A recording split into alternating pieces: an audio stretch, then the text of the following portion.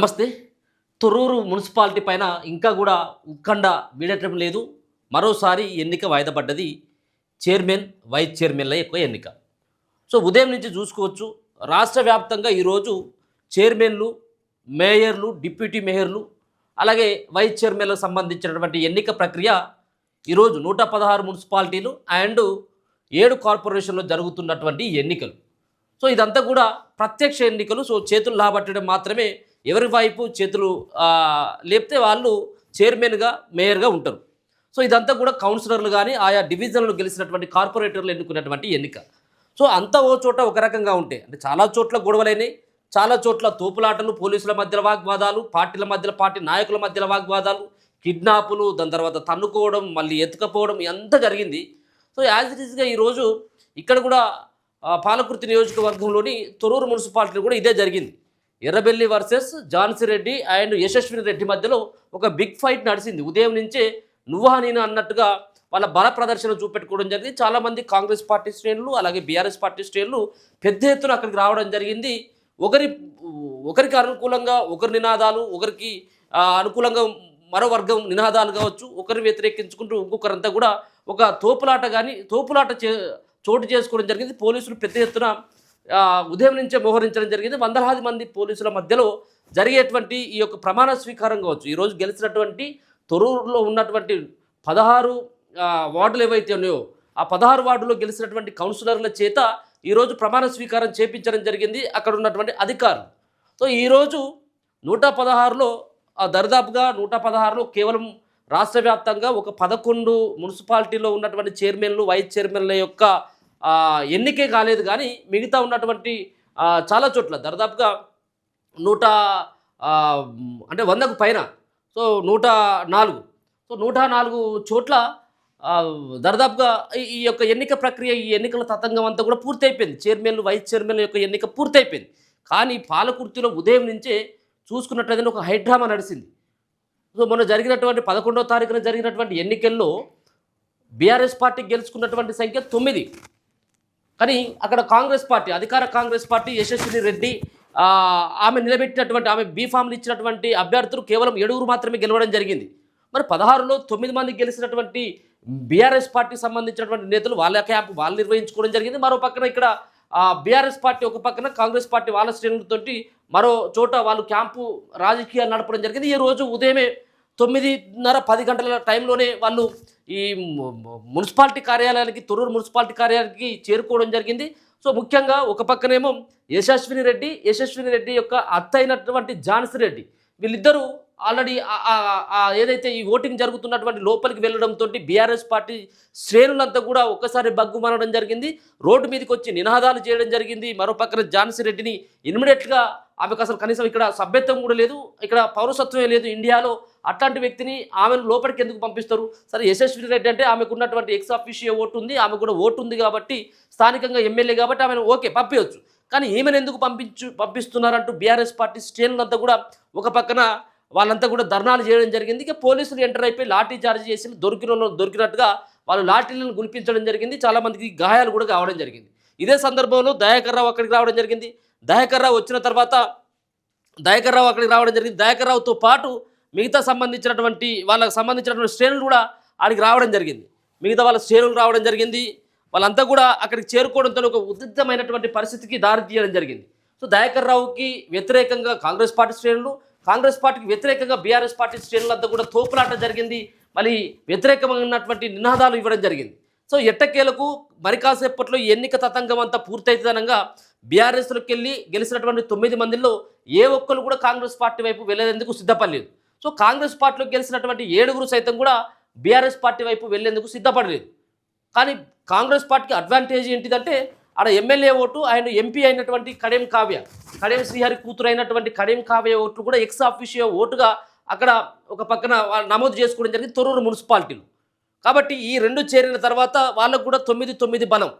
So ఉన్నటువంటి కేవలం 16, కానీ ఎక్స్ ఆఫీషియో ఓట్లతో కలిస్తే 18 అవుతాయి. సో ఈ 18లలో ఎవరికైనా 10 రావాలి. బీఆర్ఎస్కి వచ్చింది 9, ఈ ఇద్దరితో కలుపుకున్నట్లయితే కాంగ్రెస్ పార్టీకి వచ్చింది కూడా కలుపుకుంటే 9. కానీ ఎవరికి కూడా 10 లేదు. అటొక్కలు జంపైనా ఇటొక్కలు జంపైనా ఏదో పార్టీకి మెజార్టీ వచ్చేది. కానీ ఎవరు కూడా మొగ్గేటువంటి పరిస్థితి లేదు. ఎవరు కూడా వెళ్ళేటువంటి పరిస్థితి లేదు. వాళ్ళందరూ కూడా నికార్సుగా మేము మా పార్టీలో గెలిస్తే మా పార్టీలోనే ఉంటామని వాళ్ళు, ఇక్కడ కూడా వీళ్ళు ఇది ఛాలెంజ్గా తీసుకోవడం జరిగింది. ఇక్కడ ఉన్నటువంటి కాంగ్రెస్ పార్టీ సైతం కూడా ఛాలెంజ్గా తీసుకోవడం జరిగింది. సో మరో ముఖ్యంగా మున్సిపాలిటీ, వరంగల్ మున్సిపాలిటీలో ఇప్పటికే కడెం కావ్య యొక్క ఓటు నమోదు చేసుకోవడం జరిగింది గతంలో. అక్కడి నుంచి ఆమె ఓటు హక్కును వినియోగించుకోవడం జరిగింది. ఇప్పుడు తొర్రూరులో మున్సిపాలిటీలో ఈమె ఎక్స్ అఫీషియో ఓటుగా ఏ విధంగా నమోదు చేసుకుంటుందంటూ బీఆర్ఎస్ పార్టీ శ్రేణులు ముఖ్యంగా దయాకర్ రావు ఇదే సంబంధించిన అంశాన్ని ప్రస్తావించడం జరిగింది. అక్కడ పోలీసులతో గొడవకు కూడా దిగడం జరిగింది.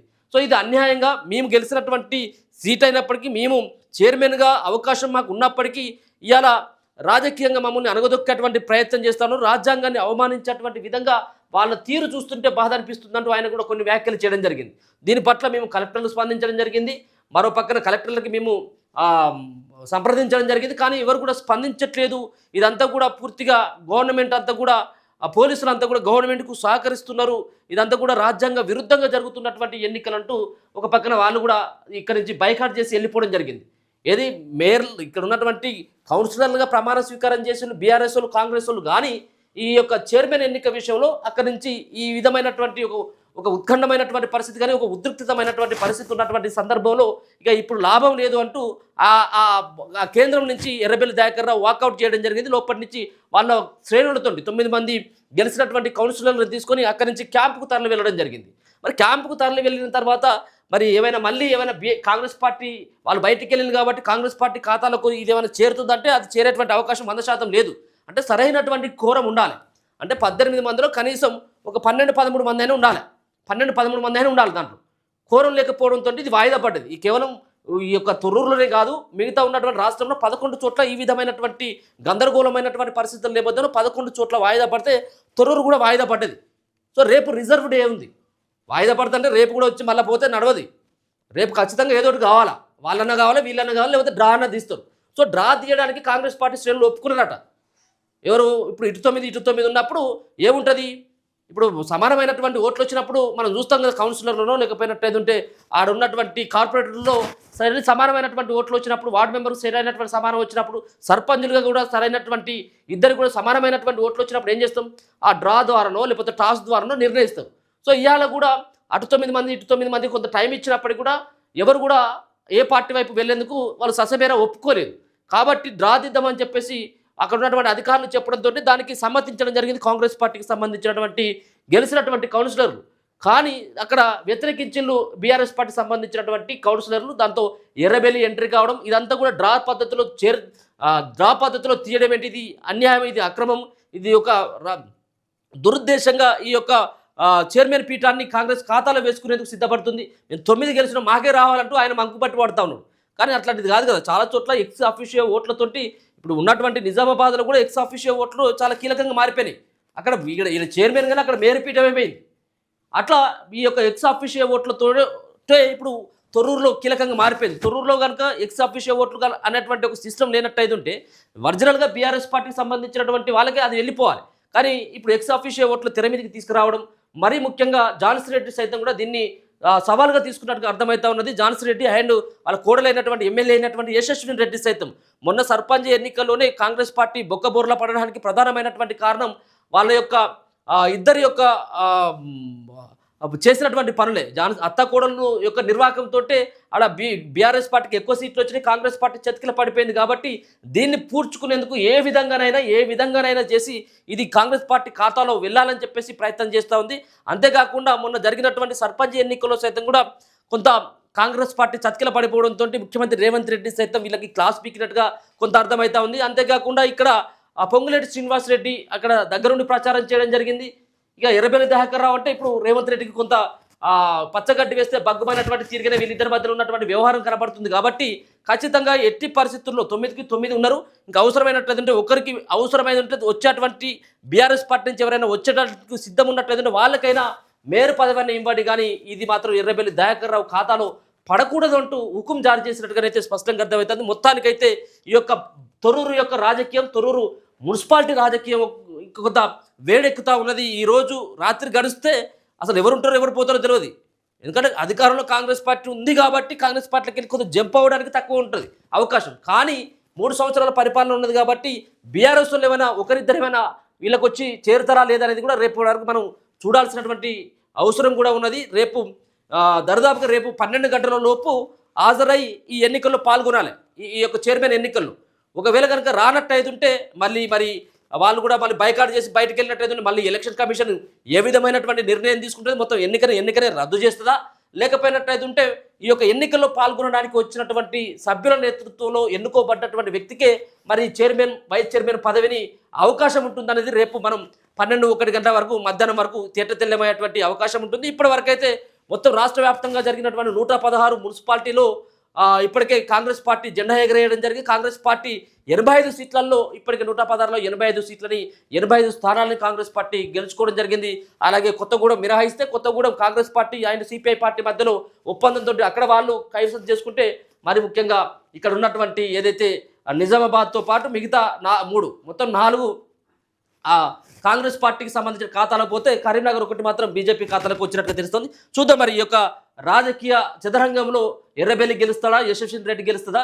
సో ఝాన్సీ రెడ్డి యొక్క పాచికలు ఏమైనా పార్టీయా, దీని వెనకాల ఇంకా రేవంత్ రెడ్డి ఇంకా ఏ విధమైనటువంటి ప్లాన్ చేస్తాడనేది మనం ఈ రోజు రాత్రి వాళ్ళు ఏమైనా చేస్తే రేపు ఇంప్లిమెంట్ చేసేటువంటి అవకాశం అయితే కనబడుతుంది. మొత్తానికైతే ఆ యొక్క కౌంటింగ్ కేంద్రం నుంచి వాళ్ళ యొక్క కౌన్సిలర్లను తీసుకొని ఎర్రబెల్లి దయాకర్ రావు బయటికి వెళ్ళి ఇదంతా కూడా చట్టానికి విరుద్ధంగా జరుగుతున్నటువంటి ఎన్నికలతో ఆయన కూడా స్టేట్మెంట్ ఇవ్వడం జరిగింది. వాళ్ళ మరి చూడాలి మరి ఈ యొక్క యశస్విని రెడ్డి దెబ్బకు మరి దయాకర్ రావు తట్టుకుంటాడా లేదనేది. గతంలో అయితే అసెంబ్లీ ఎన్నికల్లో చూడడం జరిగింది.